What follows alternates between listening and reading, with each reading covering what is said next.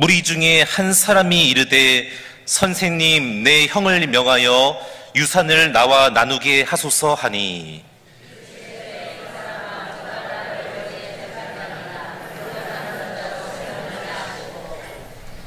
그들에게 이르시되 삼가 모든 탐심을 물리치라. 사람의 생명이 그 소유에 넉넉한 데 있지 아니하리라 하시고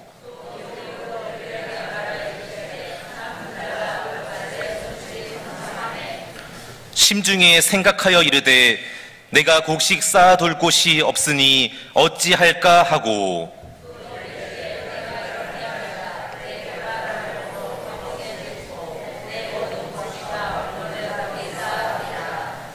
또 내가 내 영혼에게 이르되 영혼아 여러 해 쓸 물건을 많이 쌓아두었으니 평안히 쉬고 먹고 마시고 즐거워하자 하리라 하되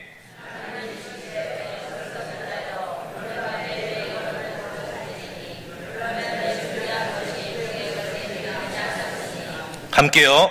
자기를 위하여 재물을 쌓아두고 하나님께 대하여 부요하지 못한 자가 이와 같으니라. 아멘. 죄와 벌, 까라마조프가의 형제들 같은 세계적인 소설을 쓴 도스토옙스키가 쓴 단편 소설에 나오는 이야기를 소개하고 싶습니다.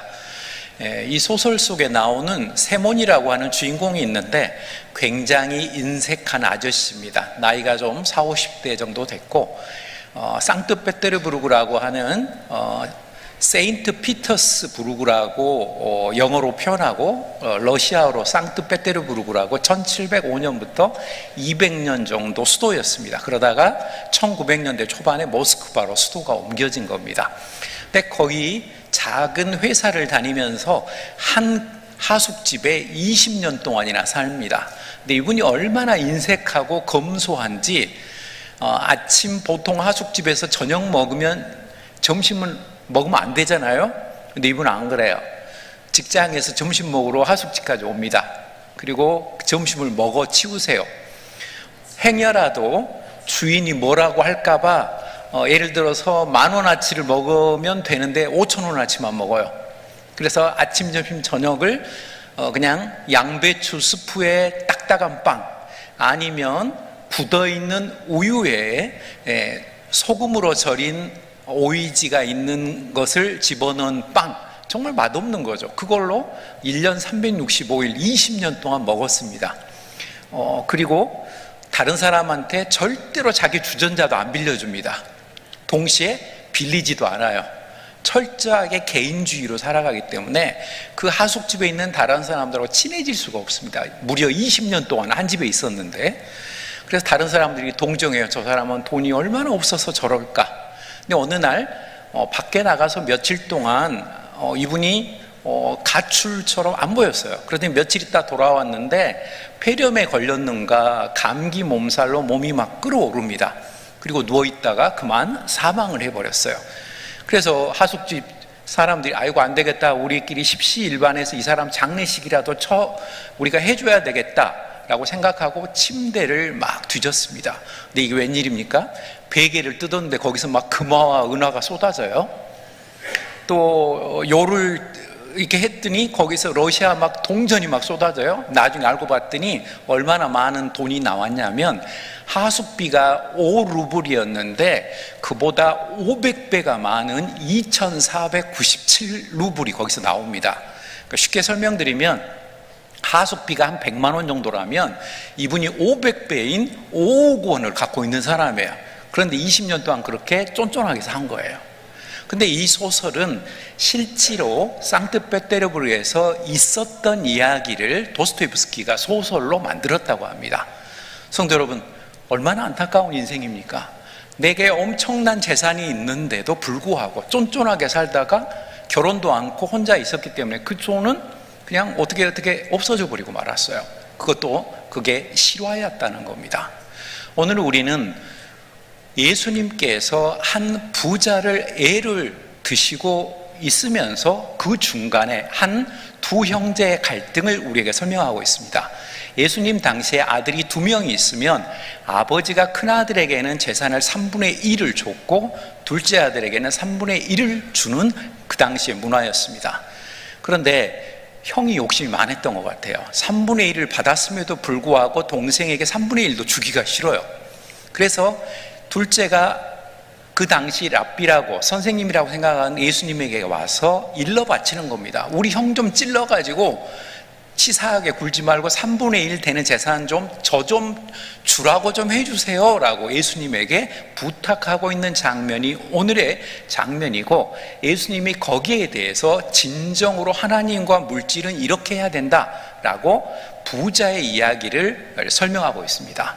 여기서 안타깝게 우리가 생각해야 될 것은 예수님을 통해서 하나님의 말씀을 들어야 될 그 결정적으로 중요한 시기에 이 둘째 아들은 기껏 한다는 게 예수님에게 재산 좀 우리 형 좀 찔러갖고 달라고 하여 주세요 라고 하는 그런 시시한 것을 부탁하고 있는 그런 잘못된 모습을 우리가 볼 수 있습니다.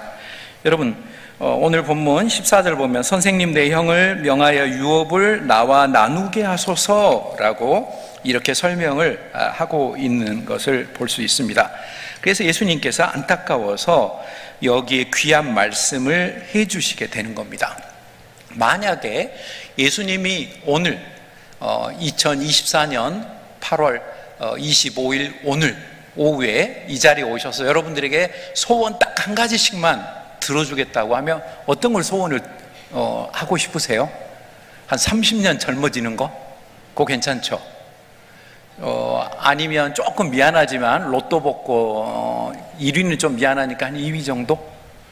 아니면 이왕에 저지를 거 그냥 1위 한 번 그냥.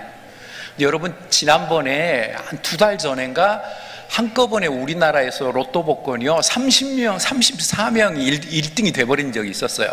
로또 복권이 아니고 이상한 복권이 돼버렸어요, 여러분. 그래가지고 뭐 이럴 수도 있습니다. 그러니까 여러분들께서 지금 저녁에 나온 우리 일사명속의 성도님께서 이 자리에 있는 사람들이 내일 아침에 로또 복권을 다 같이 사서 다 같이 당첨되게 해주세요 하면 아마 여러분에게 몇백만 원에 불과한 게 아마 가게 될 겁니다. 1등이 돼도. 어쨌든 이런 우리가 뭔가를 예수님에게 한 가지 청할 수 있다면 뭐 건강 문제, 자녀 문제, 또 남편이나 어른들 문제, 많은 문제가 있겠지만 정말 중요한 것은 한 가지만을 구한다면은 하나님의 뜻에 맞는 것을 구할 수 있어야 합니다. 근데 이게 우리 눈이 흐려지면 그게 안 됩니다. 오늘 본문 앞쪽에 보면 어떤 말씀이 나오게 되냐면요, 등불이라고 하는 비유가 나오고 등불이 똑똑하게 보여야 된다는 말이 나와요. 이건 무슨 뜻이냐면 등불이 그 당시 팔레스타인 지방이 어두웠고 겨울에 추위 때문에 창문이 작았습니다. 그래서 대부분은 낮에도 불을 켜야 아내가 환했어요. 사실 우리가 여기 예배드리고 있는 중예배실도 불을 꺼버리면 아주 어두워지죠. 그래서 등불이 중요한데 하나님만을 바라보는 사람은 선명하게 하나님만 볼 수 있는데, 죄송합니다만 예를 들어서 제가 오른쪽으로 하나님을 바라봤는데 왼쪽으로는 돈을 보고 있어요. 그럼 어떻게 될까요? 아리까리해지는 거예요. 이게 두 가지가 막 왔다 갔다 하면서. 그것을 경고하는 것이 오늘 예수님의 말씀입니다. 하나님에게 집중해서 봐라. 돈을 집중하고 있다가 오늘 본문에 나오는 어리석은 부자처럼 될 것이다. 그것을 우리에게 설명하고 있습니다. 사실 사람의 내면이 변화되는 것이 먼저고 그 다음에 외형적인 것이 바뀌어야 되는 것이 정상적인 상황입니다. 그런데 대부분은 어떻게 생각하시냐면 반대로 생각합니다. 내가 먼저 부자가 되고 내가 먼저 건강해지고 내가 먼저 걱정 근심이 없어지고 이러면 그 다음에 하나님을 잘 믿겠어요. 교회 열심히 봉사하겠어요. 헌금도 하고 구역도 잘 섬기겠어요. 거꾸로 생각을 합니다. 그런데 신앙생활에 있어서는 오히려 정신적이고 믿음이 먼저고 그 다음에 환경이 바뀌게 되는 겁니다. 이걸 거꾸로 기도할 때 꼭 우리에게 탈이 나게 되어 있습니다. 그러므로 오늘 본문에 나와 있는 핵심은 21절에 나와 있습니다. 자, 여러분 혹시 21절 띄워주실 수 있으면 21절 말씀을 한번 띄워주시면 좋겠는데요. 자, 21절 다 같이 보겠습니다. 자기를 위하여 재물을 쌓아두고 하나님께 대하여 부요하지 못한 자가 이와 같으니라. 이것은 어리석은 한 부자를 향한 예수님의 결론적인 말씀입니다. 그렇다면 구체적으로 이 어리석은 부자는 어떤 것이 하나님 나라에 가기에 부족한 그런 모습이었을까요? 어리석은 부자의 잘못된 문제로서 첫 번째는 풍성한 소출을 거두었음에도 불구하고 감사가 없었습니다. 동시에 이웃과 나누려고 하는 마음이 없었다는 것이 오늘 본문에 나오는 어리석은 부자의 문제였습니다. 오늘 예수님께서 말씀하고 계시는 것은 세로피스라고 하는 그 지역인데요, 이 지역은 그 당시 굉장히 농업이 잘 됐다는 그런 지역이라고 합니다. 마치 이쪽으로 말하면 가장 가까운 김포평야처럼 굉장히 곡식이 잘 되는 지역입니다. 그리고 고고학적으로도 지금도 그쪽 지역에 가면 커다란 창고가 발견되고 있습니다. 그 정도로 곡식이 아주 잘 됐고, 이 농부는 얼마나 부자냐면 내가 농사 짓는 사람이 아니고 소작인이 많아가지고 이 소작인들이 농사를 지어서 내게 상납하는 것만 갖고도 창고가 넘쳐요. 그래서 어떻게 하냐면 상고를 또 지어야 돼요. 그리고 여기다가 또 짓고 또 짓고 계속해서 거기다 곡식을 쟁여가는 사람입니다. 현대적으로 바꾸면 제가 통장에 돈이 많아요. 예를 들어서 저는 아니지만 예를 들어서 수억 있어. 그런데 이 돈이 넘쳐. 그래서 기분이 좋아서 제가 문 목사님한테 1억을 드렸어요. 예를 들어서요.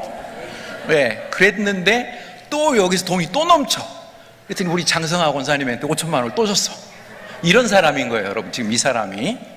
예, 이런 식으로 돈이 너무 많은 부자인데, 문제는 이 부자는 그러지가 않았어요. 자기 혼자 그 창고를 독점하는 겁니다. 다른 사람에게 줄 마음도 없고, 이건 내 거야. 내 거 째려보지도 마. 어이 쳐다보지도 마. 이건 순전히 내 거야.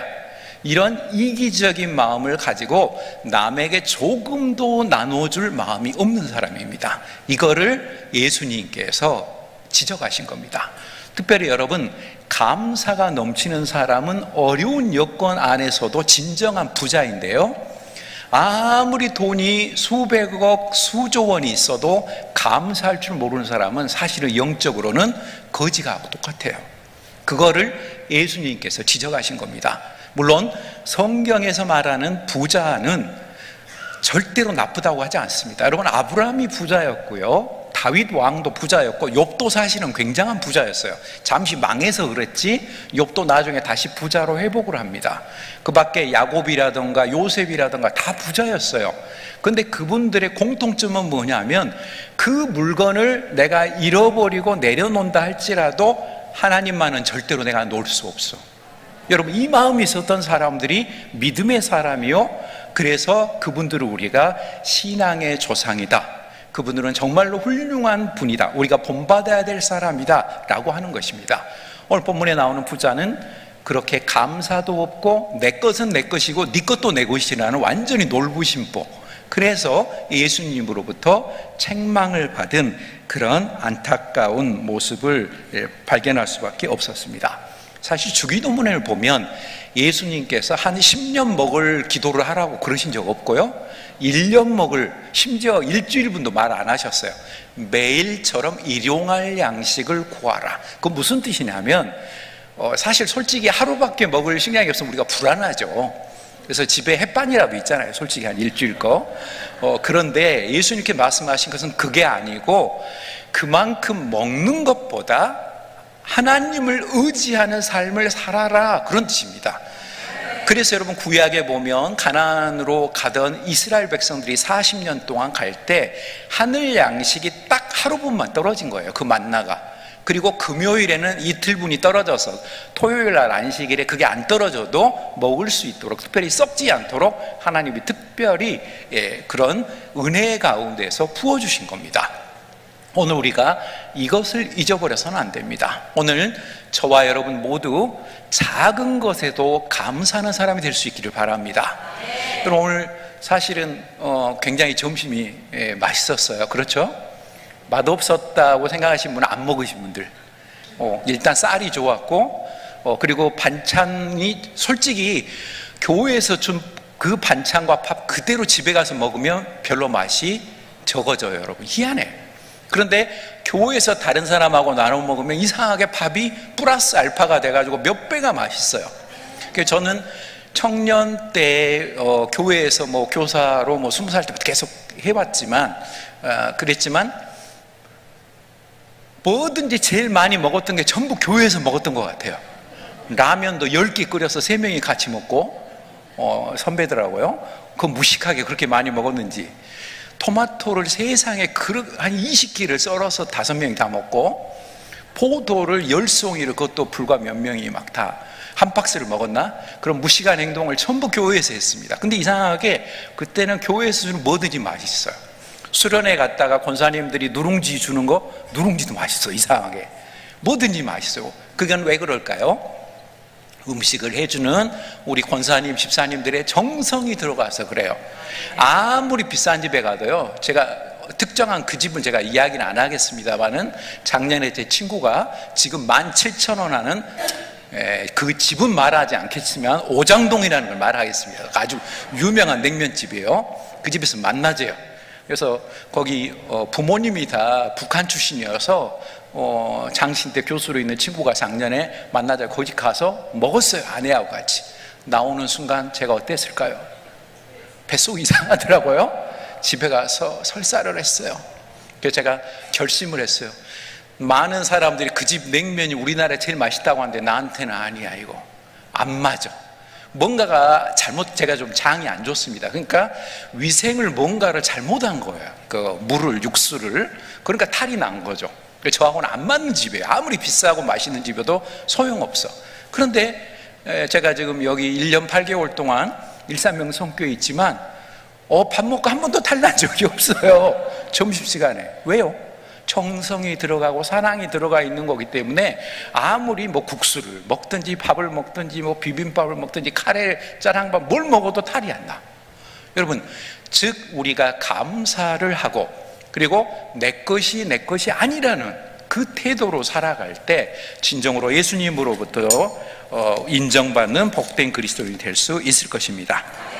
다음으로 어리석은 부자의 진정한 문제로 두 번째는 자신의 육체적 생명이 종말이 있다는 이것을 기억하지 않고 영혼의 주인이신 하나님의 존재를 잊어버리고 있다는 겁니다. 여러분 20절 말씀 한번 같이 보겠습니다.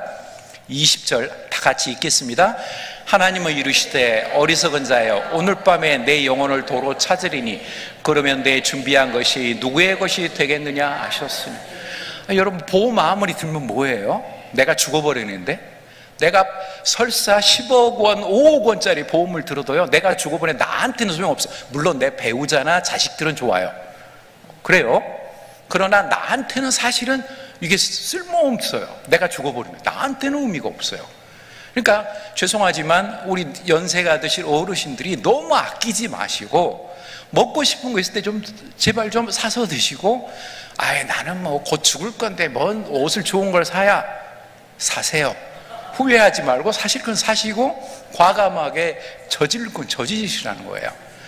오늘 저녁 누가 어떨지 몰라요. 실제 여러분 지난 7월 달에 무슨 일이 있었냐면, 7월 제가 정확히 기억하는데 20 며칠에 제가 모시고 있는 한국외양성교 회장님이 75세세요 49년생이신데 이분에게 81세 되는 선배에게서 전화가 왔어요. 들소리 신문사 사장이신데 이분이 사명감을 갖고 그 들소리 신문사를 수십 년 동안 했어요.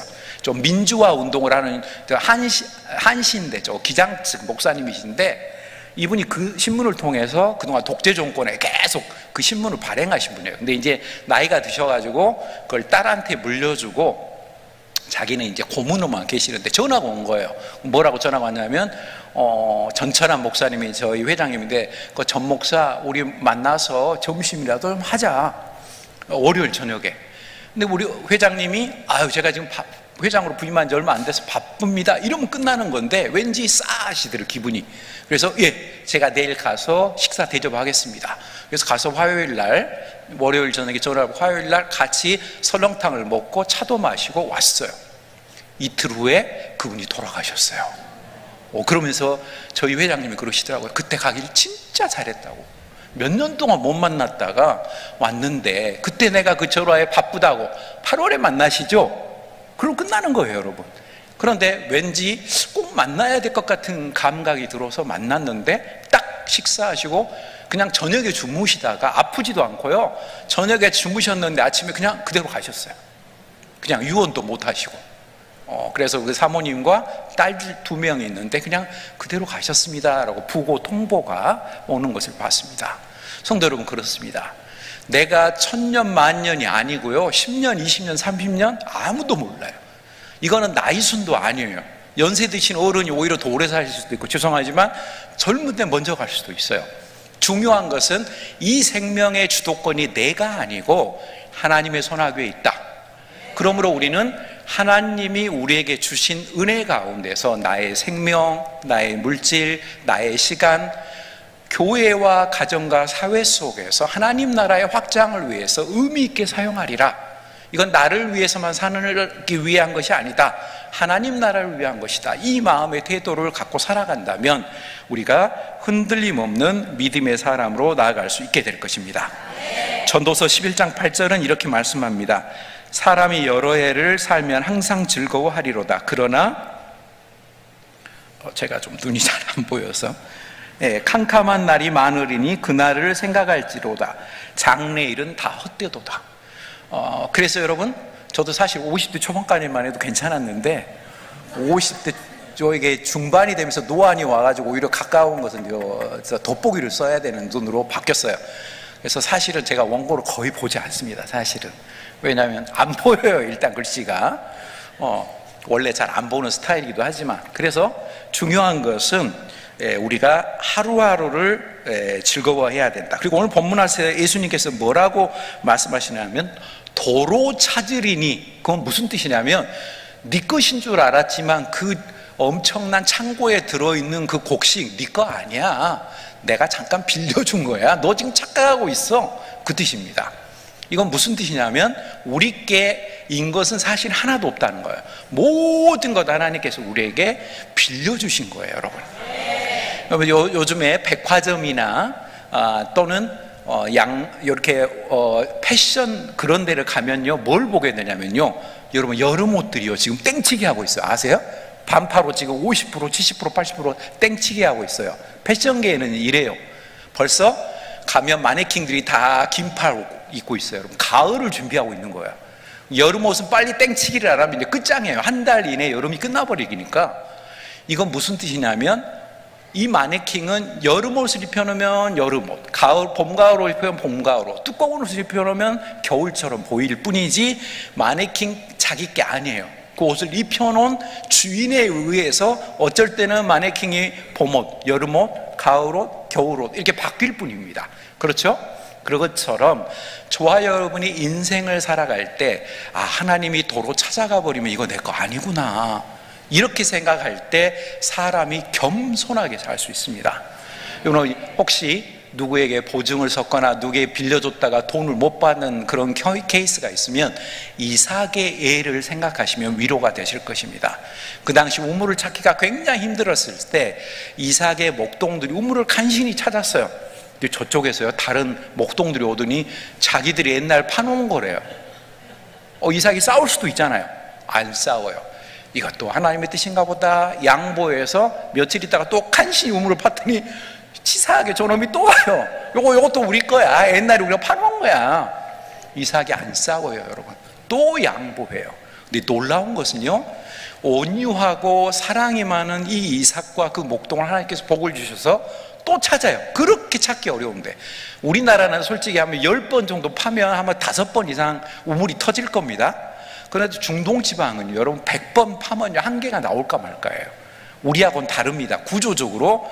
그래서 사슴이 시편 42편 1절을 보면 물을 찾기, 시냇가에 찾기를 어려워하는 사슴이 나오는 이유가 그 중동 지방은 물이 너무나도 찾기가 어려운 지방이기 때문에 우리나라처럼 아무 데나 가면 개천이 있고 뭐 깨울이 있고 뭐 저 앞에 임진강이 막 흘러가고 한강이 흘러가고 이게 아니에요. 그런데 하나님의 놀라운 능력이 끝까지 양보하고 손해보니까 하나님께서 거기에다가 복을 부어주시고 다시 이삭으로 하여금 우물을 찾게 하신단 말입니다. 혹시 누구에게 뭘 빌려줬다가 누구 보증 섰다가 손해보신 분들 그거 갖고 너무 마음 괴로워하지 마세요. 하나님만 바라보고 하나님 준 것도 하나님의 것이고 제가 큰 인생의 교훈을 얻었다고 생각하겠습니다. 다시는 제가 그런 거 안 할게요. 안 빌려주고 보증도 안 서주고 우리 자녀들에게도 교육시키고 그렇게 하면 하나님께서 또 다른 것으로 채워주실 것입니다. 자, 마지막으로 어리석은 부자의 진정한 문제로 세 번째는 내가 하나님의 것을 잠시 맡고 있다는 청지기 의식이 없다는 겁니다. 그리고 청지기 의식을 영어로 스튜어드십이라고 하는데 기독교의 물질과는 신학적으로 청지기 의식입니다. 청지기는 어떤 예를 들면 되냐면요, 요셉이에요, 여러분. 자, 요셉이 보디발의 집에서 총무를 하고 있죠. 보디발은 요셉을 믿고 모든 것을 맡깁니다. 그 아내만 빼고 다 맡겼다 그랬어요. 근데 요셉은 진짜로 성실하게 뭐 수입이 얼마가 들어오고 지출이 얼마가 하고 성실하게 다 그 일을 했어요. 그래서 주인으로부터 인정을 받고 칭찬을 받아요.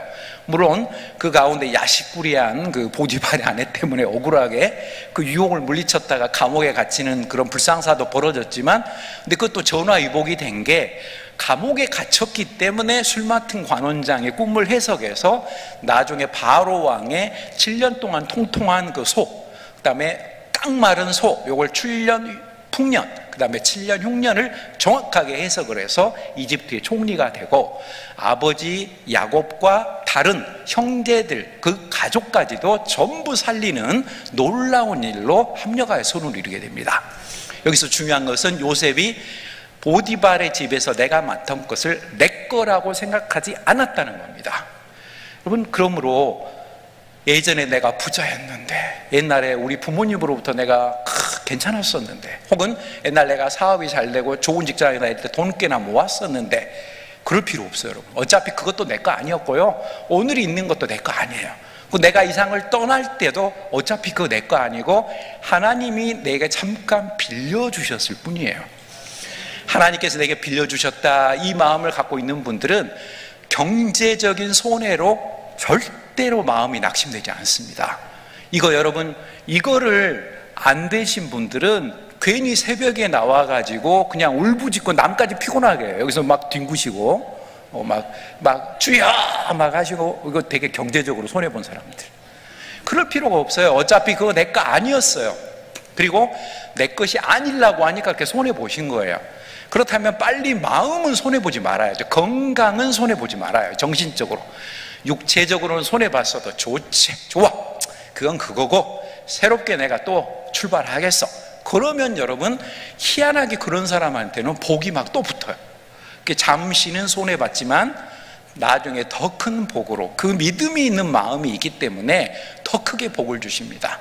그런데 나는 절대 손해보지 않을 거야 하고 이렇게 뚜껑을 딱 막아버리면 하나님이 부어주질 않으세요. 뚜껑을 열고 기도하고 이거 모든 거 하나님의 것입니다, 하나님의 뜻대로 하시옵소서, 이랬을 때 하나님께서 그래, 작은 것을 맡겼더니 너무 잘한다, 그렇다면 30배, 60배, 100배로 더 물질을 부어줘도 이 사람은 자기를 위해서 이기적으로 살지 않고 자기 가정만을 위해 살지 않고 교회와 하나님 나라와 어려운 이웃을 위해서 사용할 사람이구나, 내가 더 큰 복으로 채워줘야지.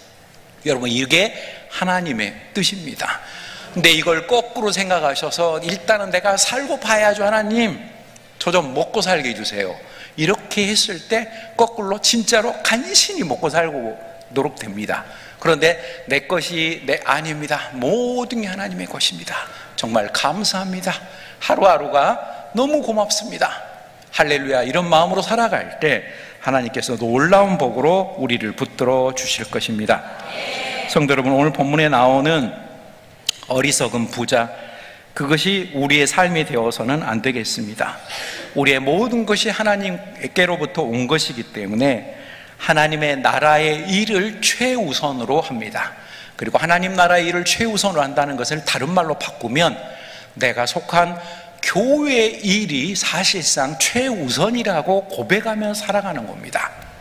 동시에 세상 속에서도 내가 천국 복음, 하나님 나 예수 그리스도 피 묻은 복음을 내 주변 사람과 우리 가족과 내 주변에 있는 사람들에게 증거하는 열매 맺는 사람으로 살겠다. 이런 사람은 절대로 인색하게 살지 않습니다. 내가 지금 손해보는 것 같아도 예를 들어서 5명이 가서 돈을 10,000원씩 내기로 했는데 5,000원이 부족해. 그럼 1,000원씩 더 내자? 이거 아니에요, 여러분. 내가 5,000원 내면서 오늘은 내가 더 낼게. 이야, 저 권사님 교회에 다니는 역시 달라. 이런 인상을 다른 4명에게 줌으로써 선한 영향력을 그들에게 주고 하나님 나라의 영역이 그들에게 뻗어져 가는 겁니다. 여러분, 그리스도인이요, 때로는 피곤해요. 다른 사람들이 이용하려고 하거든요. 저 사람 교회 다니니까 내가 좀 속여 먹자, 이렇게 골탕을 먹일 때가 있어요. 근데 알면서도 속아주는 사람이 그리스도인인 겁니다. 왜요? 그가 언젠가는 깨닫고 회개하고 하나님을 영접하고 예수 그리스도 안에서 거듭나게 바로 그렇게 나가야 합니다. 오늘 우리는 삶 속에서 정직의 의식을 가지고 살아갈 때 놀라운 은혜와 능력으로 하나님께서 갚아주실 것이요, 오늘 어리석은 부자하고 다르게 이 땅에서 하나님 나라를 부요한 그리스도인, 진정으로 마음 영적으로 부요한 그리스도인으로 승리하고 영적으로 부요한 그리스도인이기 때문에 하나님께서 영육간의 강건함으로 우리를 채워주시고 우리의 부족함을 온전히 붙들어 주시게 될 것입니다. 이 귀한 은혜가 우리 모두에게 임하기를 주님의 이름으로 축원합니다. 기도하시겠습니다.